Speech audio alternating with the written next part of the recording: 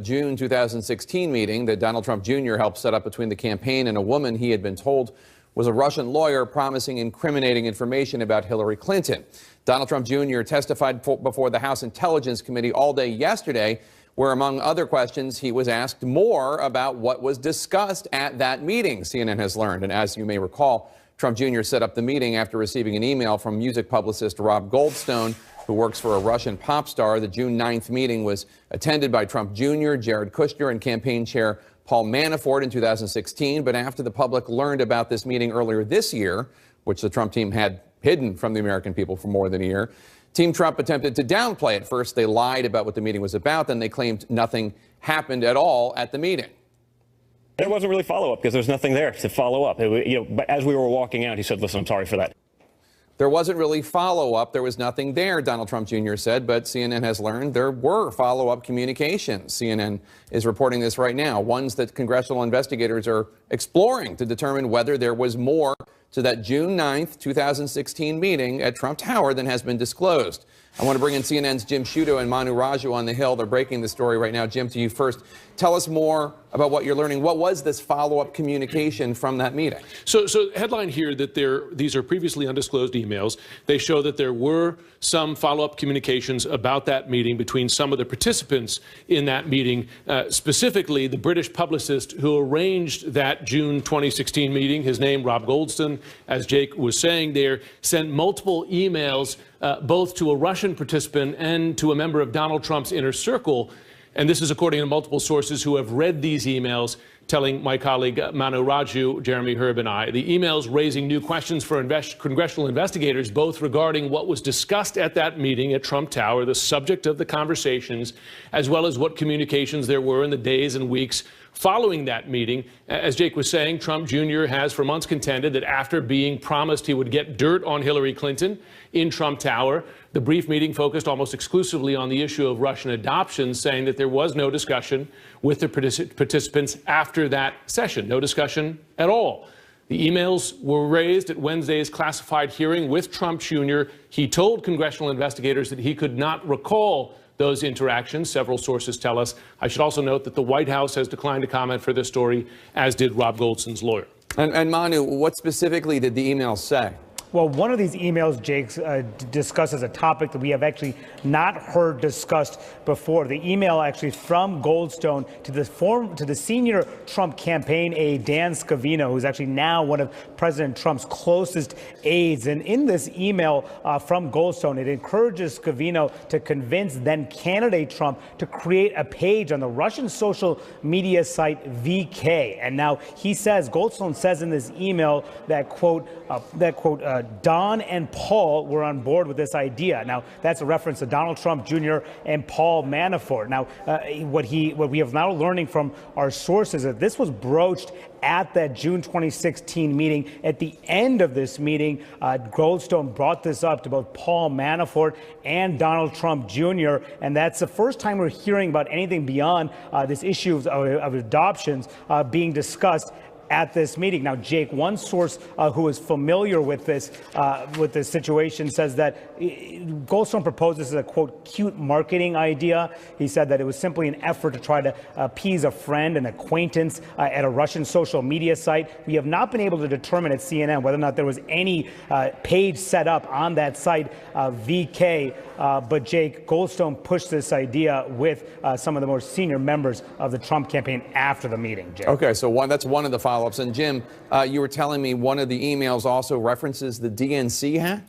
It does. Listen to this. This was an email that was dated June 14th, 2016, just 5 days after that Trump Tower meeting. And in it, Goldstone forwarded a story actually from CNN on Russia's hacking of DNC emails to his client, Russian pop star Emin Agalarov and Ike Kavaladze, who both attended that meeting. They were in that room in June 2016, and he described that news, again, a CNN story of the just revealed news that Russia had hacked the DNC. He described that news to those Russians as, quote, eerily weird, given what they had discussed at Trump Tower 5 days earlier. Now, we reached out. One of the sources familiar with the content of the email downplayed that interaction, saying that news of the DNC hack was surprising because in the run-up to the Trump Tower meeting, the Russian participants had promised information on illicit funding of the DNC from Russia.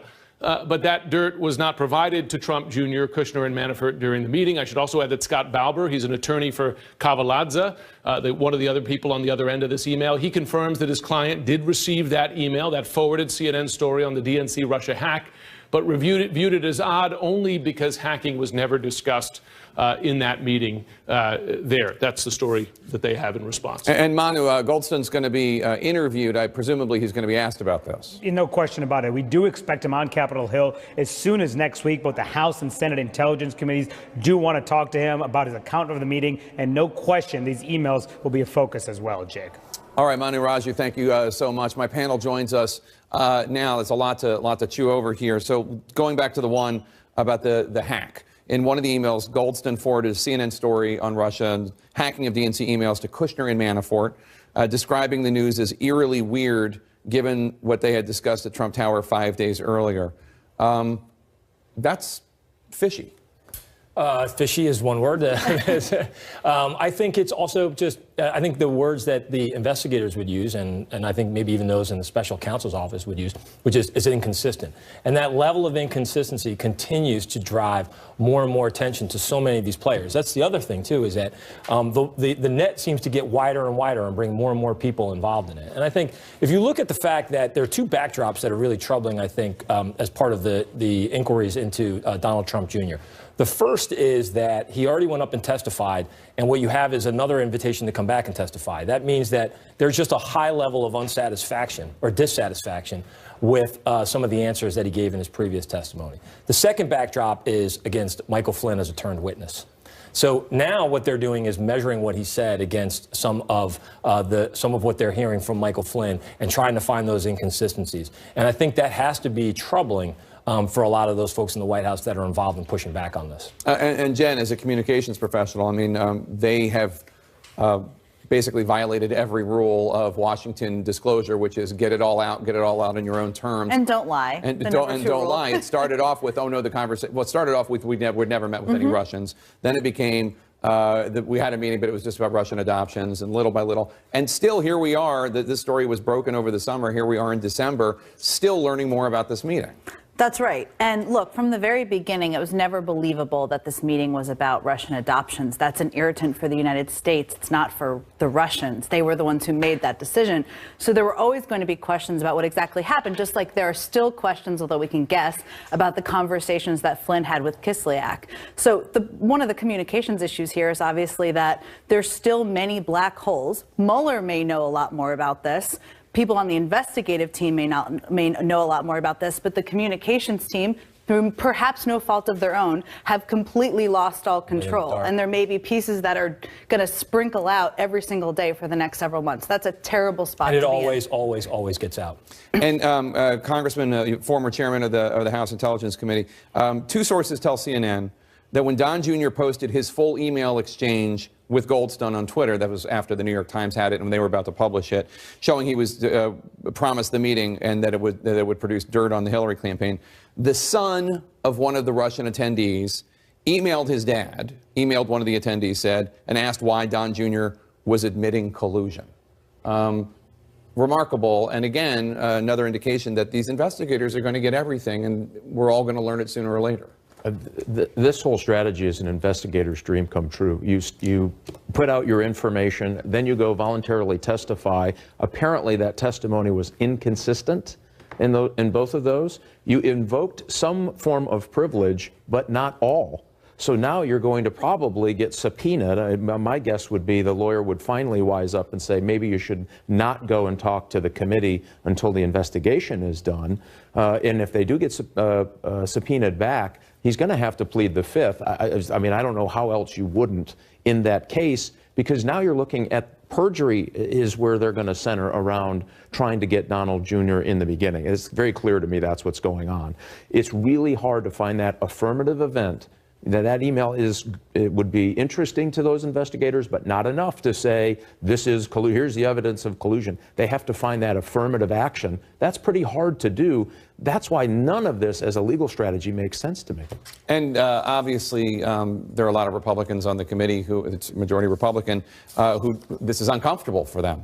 They don't want to be hauling Donald Trump Jr. in front of the committee, or at least not behind closed doors with the committee. And yet, as Chairman Rogers points out, the answers are inconsistent, and they don't.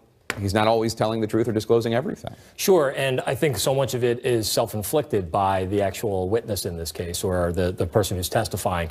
And what happens is the pressure on them to act and the pressure on them to continue to look even deeper gets greater as so many of these, as Chairman Rogers mentioned, these inconsistencies begin to pile up and pile up. It forces their hand and forces more action on their hand at a time where they keep saying that what they want to do is bring this to a close and try and achieve some level of finality of it. It seems like it's going in a direction of anything but that. All right, everyone stick around. We got lots more to talk about, including President Trump now attacking special counsel Robert Mueller, now attacking the FBI. Not long ago, of course, Trump was heaping praise on the Bureau. What changed? That's next. Welcome back. Sticking with the politics lead now for months, President Trump and his allies on the Hill and in the pro-Trump media have sought to undermine any institution that posed any challenge to him. And we've seen the attacks on legislative oversight, intelligence agencies, the judiciary, journalists. Currently, this phenomenon is playing out with vicious attacks on the integrity of federal law enforcement officials. The president's views on FBI investigations are not difficult to predict when they're of his opponents. He applauds them, as he did in the days right before Election Day 2016. Took guts for Director Comey to make the move that he made in light of the kind of opposition he had, where they're trying to protect her from criminal prosecution. He brought back his reputation.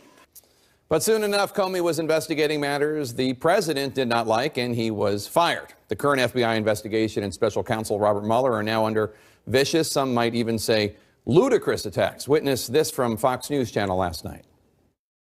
The Mueller investigation is illegitimate and corrupt. And Mueller has been using the FBI as a political weapon. And the FBI has become America's secret police. It's like the old KGB that comes for you in the dark of the night, banging through your door. Well, today it was House Republicans' turn as they asked pointed questions of FBI Director Christopher Wray about a legitimate issue. Peter Strzok, the top member of Mueller's investigative team, who had been removed from that assignment after text messages by him appeared to show anti-Trump bias. Now, the Mueller team says this was a move proactively taken, putting him in a different division of the FBI as an objective towards an objective conclusion. Wray today also defended his agency against the president's accusation that the FBI is in tatters. CNN Justice correspondent Jessica Schneider was watching Wray's testimony, joins us now. Jessica, it was almost like two different hearings with Democrats and Republicans in two different universes. Right. So you've got the Republicans mirroring the president. They seem to be in attack mode, while Democrats pressed Director Wray to reiterate the independence of the FBI. But despite these competing political narratives, Wray spoke out strongly and pushed back against accusations of bias and botched investigations. The FBI that I see is people, decent people, committed to the highest principles of integrity and professionalism and respect.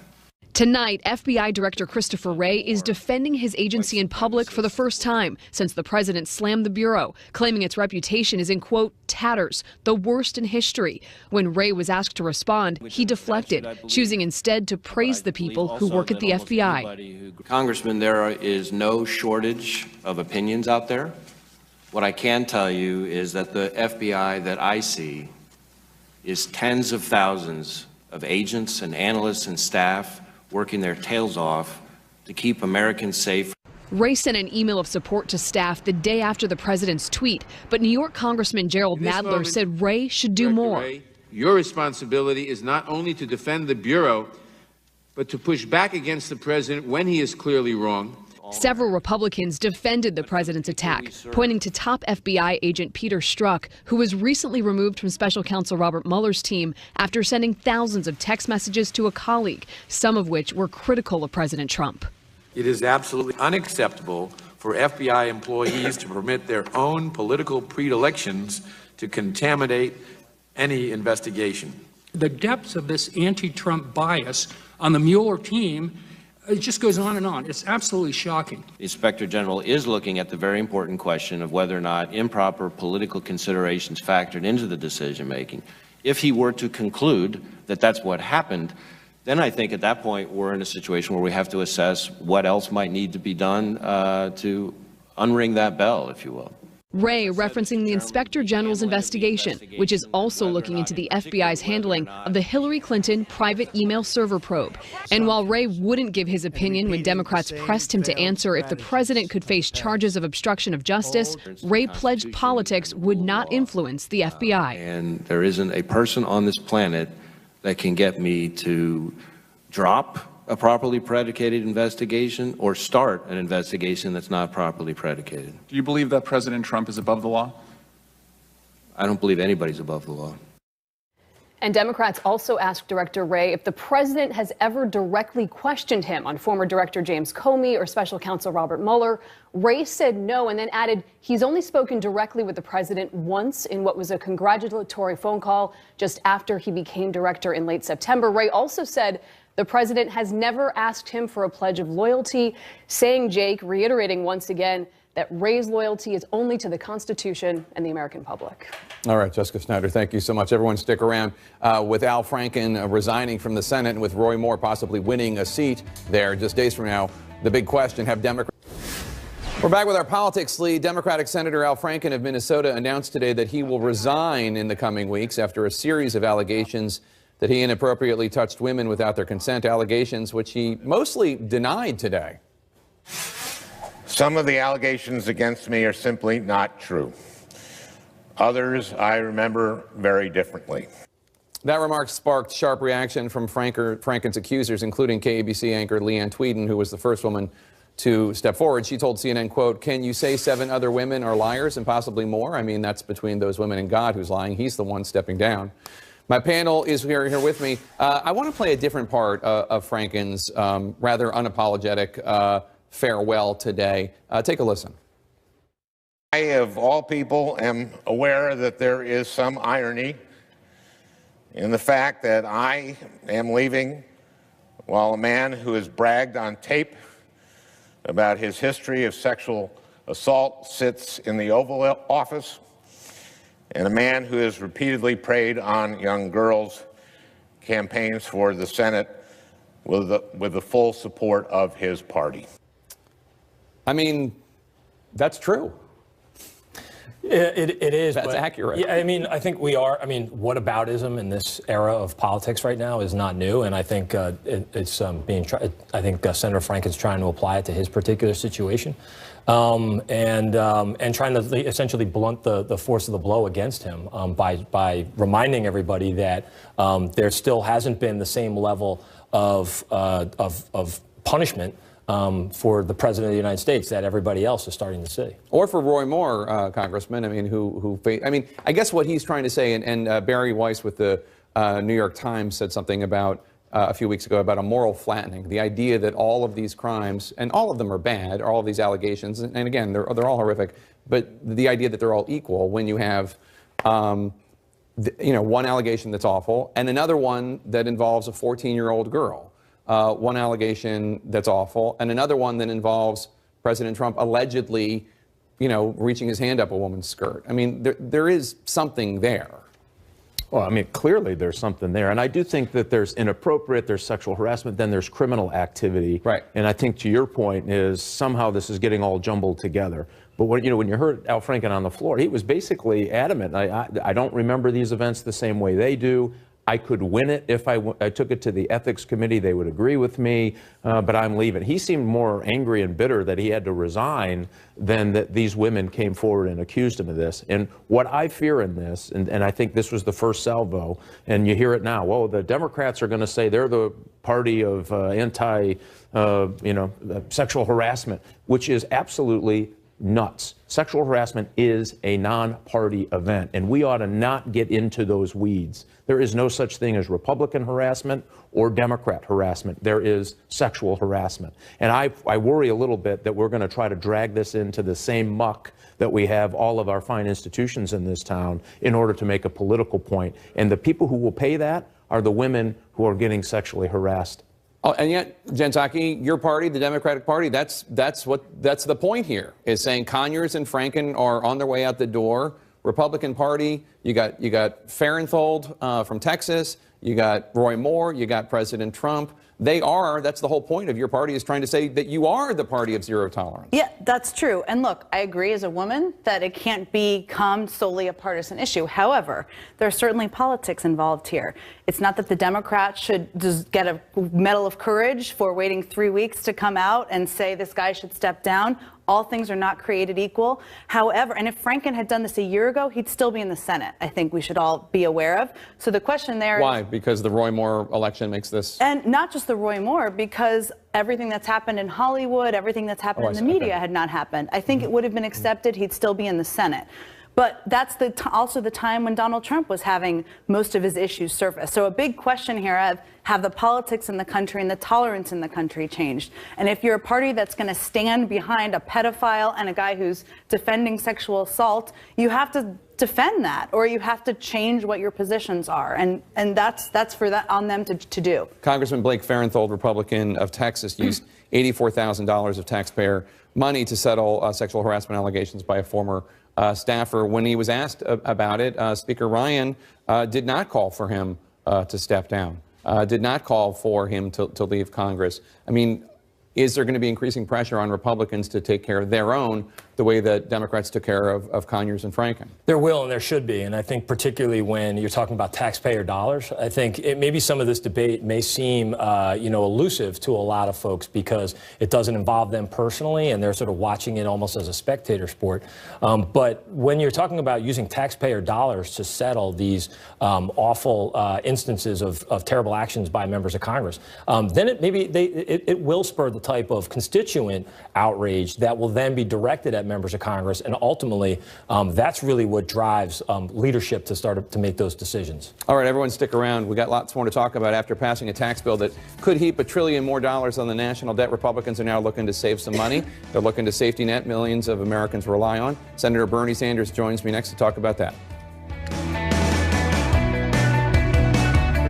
Joseph A. Welcome back to The Lead. Sticking with politics, all but one Senate Republican put aside their concerns about the $1 trillion plus that the tax cut bill will add to the national debt. But not even 1 week later, GOP leaders are beginning to talk again about the need for fiscal responsibility to reduce the debt they just voted to enlarge. With House Speaker Paul Ryan saying that Republicans will attempt to cut spending by reforming Medicare and Medicaid in the new year. Frankly, it's the health care entitlements that are the big drivers of our debt. And then welfare reform, too. We think it's important to get people from welfare to work. We have a welfare system that's basically trapping people in poverty and effectively paying people not to work, and we've got to work on that. Joining me now is 2016 presidential candidate, independent Senator Bernie Sanders from Vermont. Senator, you say this was the Republican plan all along, create more debt by cutting taxes, and then express a desire to tackle that debt with cuts to social welfare programs. I mean, this is just extraordinary. What it amounts to is a massive transfer of wealth for the middle class and working families to the top 1% and large corporations. Look, in the Republican plan, 62% of the tax benefits go to the 1% and large multinational corporations.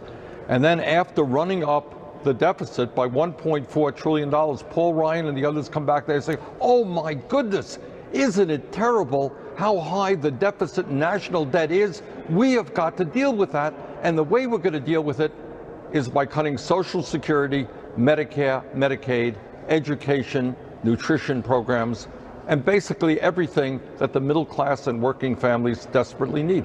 This is just grossly immoral, and it is something that we have got to defeat.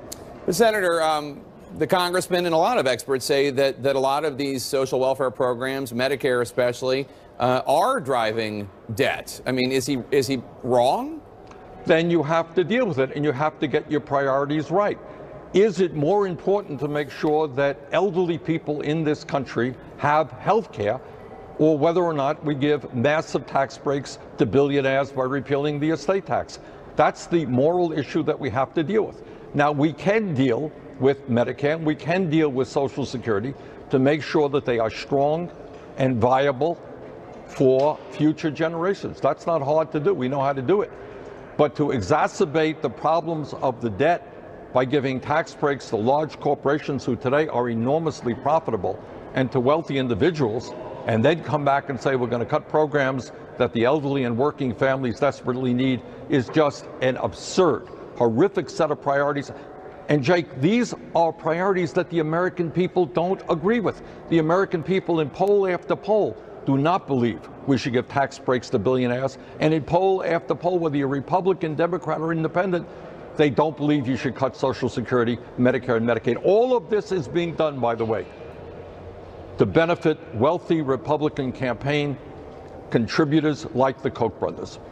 How much do you actually care about the issue of national debt? I ask because when you introduced your policy, your proposal for a budget, the Tax Policy Center said that it would increase the deficit or the national debt up to $21 trillion, including paying for single-payer health care.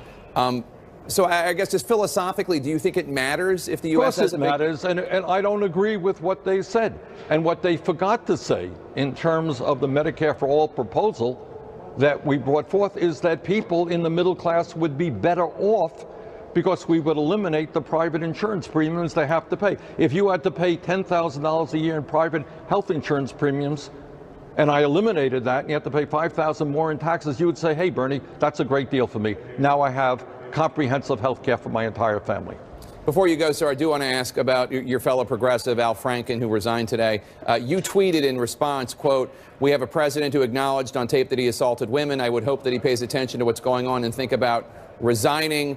It's a cheeky tweet, but are you seriously calling on him to resign because of the accusations? What I am saying is something that is, in fact, very serious. And that is Al Franken acknowledged that he acted inappropriately. He acknowledged that. He asked forgiveness, and then he ended up resigning. You have a president who on tape, a tape that everybody in America has seen, acknowledged basically that he was assaulting women, and well over a dozen women have made that complaint. And what happens to him? He says, no, it's fine, it's okay. I think that's an issue we have to deal with. Independent Senator Bernie Sanders of Vermont, always a pleasure to have you on, sir. Thank you. Thank you. President Trump attacked Congressman John Lewis when he refused to attend the inauguration in January. Now the civil rights icon is saying that he will not share the stage with the commander-in-chief coming up. Will the president be able to resist responding on Twitter? We'll discuss that and much more next. President Trump calls them Chuck and Nancy. They were back at the White House today in an attempt to avoid a government shutdown, which would happen tomorrow at midnight when the lights will go out for non-essential government services unless Congress and the president make a deal. You might recall it was last Tuesday when Democratic Senate Leader Chuck Schumer and House Minority Leader Nancy Pelosi were so insulted by a Trump tweet that attacked them, they didn't show up at the White House for a meeting. Trump showed off their empty place cards. Today, the president met with both of them along with their Republican counterparts. Here's what they had to say. We're all here as a very friendly, well-unified group. I want to bring in CNN's Sarah Murray. Sarah, how'd it go? Are they going to solve this problem?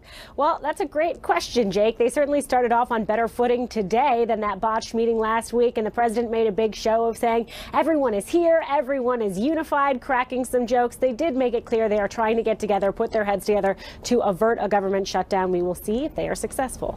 Sarah, on Saturday, President Trump's going to be at the opening of the Mississippi Civil Rights Museum. We're hearing now that the civil rights icon, Congressman John Lewis, Democrat of Georgia, is not going to attend. Just a reminder for viewers, this is the man who was beaten by police officers for protesting Jim Crow laws in the South. He was one of the 13 original Freedom Riders, and 2 years ago he walked with the Obamas on the 50th anniversary of the Bloody Sunday March.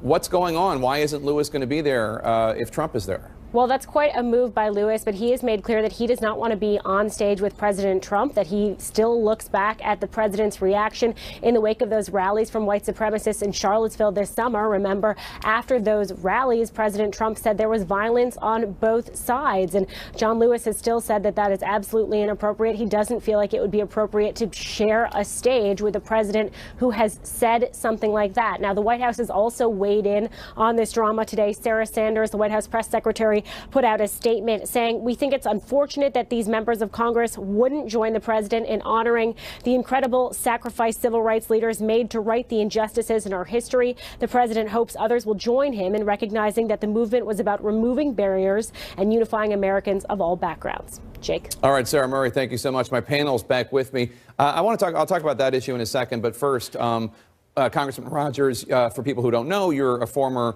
FBI official, FBI agent, and when you were chairman of the House Intelligence Committee. This was part of the knowledge on which you reached. I do want to get your reaction to the attacks that are going on right now from the administration and from Trump-friendly media on the FBI, including this from Greg Jarrett on Fox News. The Mueller investigation is illegitimate and corrupt. And Mueller has been using the FBI as a political weapon. And the FBI has become America's secret police. It's like the old KGB that comes for you in the dark of the night, banging through your door. What do you think? I can't tell you how dangerous this is. The FBI is a very, important institution across this country. And every day, members of the FBI, men and women, are engaging investigations to keep America safe from child pornographers, from terrorists, from folks who are spies and trying to commit espionage against the country, organized crime, criminals, violent crime, all of it. And if you have a difference of opinion on a special investigation, then maybe you should express that. But to condemn the FBI undermines an institution that plays a very important role in the United States of America. And by the way, it is the shiny city on the hill to every other law enforcement agency in the world. They want to be like the FBI. They want to be able to tackle corruption in their own government in a way that allows them to complete their investigation. Most countries don't have anything close to that. So when you get into this pattern of, I agree with the FBI, they're great. Oh my gosh, they're investigating someone I like, they're bad. And then take it and ramp it up and compare them to the KGB or the Stasi is absolutely offensive. And every agent in the FBI, thank God, they'll get a little miffed. They'll get another cup of coffee and they're going to go back to work. That's what makes them the FBI. I tell you, though, we need to stop this now. Republicans, Democrats, everybody, stop dragging this institution that is going to be there when you're gone, protecting your grandkids. Stop destroying its ability to do its mission. And I find that stuff not only offensive, but dangerous. Kevin? I agree, and I think I'd offer another reminder. Not only are they working on a lot of important stuff, they're risking their lives. Right now, somebody in the FBI, an FBI agent, is risking their life for this country. And so to just try and to undermine it as an institution like that, when what their main focus is, and I worked at the Department of Justice, I was fortunate enough to work with the FBI, they're driven by evidence. They are driven by the law. And they're driven by protocols. Everything that they do involves a very rigorous process in order to follow the law and make sure that they are upholding the law. So it is, again, I would agree with Chairman Rogers. It is very dangerous to try and undermine an institution like that. And Jen Psaki, you were communications director at the White House in 2016 when James Comey, the FBI director, gave his press conference basically clearing but severely criticizing Hillary Clinton. I know a lot of Democrats were very frustrated with that. We heard some criticism from the Clinton campaign, but we heard nothing like that. And we didn't hear any criticism from President Obama. No, that's right, because he views the FBI, did for the 8 years he was president, as an institution that is important not just in the time he was there, but has been for decades and will be for decades to come. Doesn't mean he agreed with everything. Doesn't mean he agreed with everything the Department of Justice did. But in the quaint old days of most presidents before this current president, there's a value for law enforcement. There should be in the future. There was a separation with the Department of Justice. That's very dangerous. One other point I'd just like to make is there's a scary irony here is that what they're doing, what Greg Jarrett just did, is take a page out of the Kremlin playbook in terms of how they communicate, which is discrediting institutions, discrediting legitimate figures. That's what they do. And that's what he and others, some on the Republican Party, are trying to do with Mueller right now. What do other agents, your friends, your former colleagues, what do they say to you when this stuff happens? I mean, some of them are apoplectic that their life's work is being challenged in a way that sets them apart in America, that they somehow are working against the Constitution of which they took an oath to protect.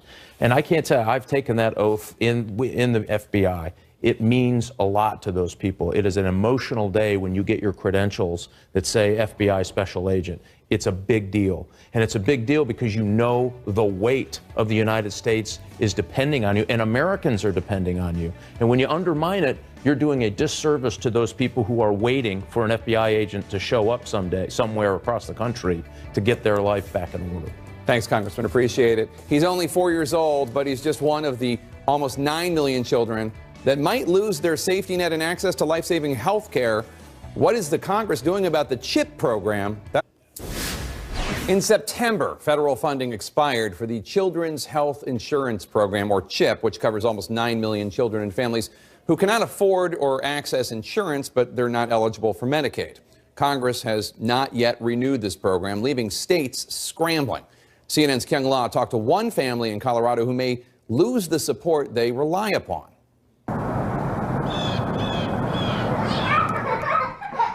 Very little can slow down 4-year-old Ari with his older brothers until it's time to test his glucose. It's a little high. For his type 1 diabetes. When we go to the pharmacy and pick up his supplies, this is what we pick up in a month. 1 month? 1 month, yes. This would cost up to $2,000 a month, but Ari and his 2 brothers are covered under the federal government's Children's Health Insurance Program, or CHIP, so his family only pays $30. CHIP covers kids like Ari. His family makes too much for Medicaid, too little to pay for private insurance.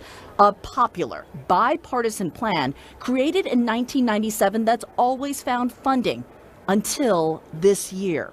Ari's mother got this letter from the state saying Congress failed to extend funding this fall. So her children's health insurance will end unless Congress acts. This 4-year-old, whose diabetes has meant emergency flights and ambulance runs to save his life, now trapped with his family in an unimaginable choice. We pay our mortgage, or we pay for the life-saving supplies that my son has to have. We have to choose this first, or Ari would die without insulin. It's your child's life that we're talking about here. Yes. Yes, it is. It's not just Colorado's 90,000 children who lose their coverage once federal funding dries up. Every month, state by state, the money will run out. By July 2018, approximately 9 million children of working families nationwide could see their medical coverage disappear. How can that be the case? How can we let ourselves get in this situation? States are left scrambling. Colorado's governor says his state may be forced to prioritize which CHIP children to help.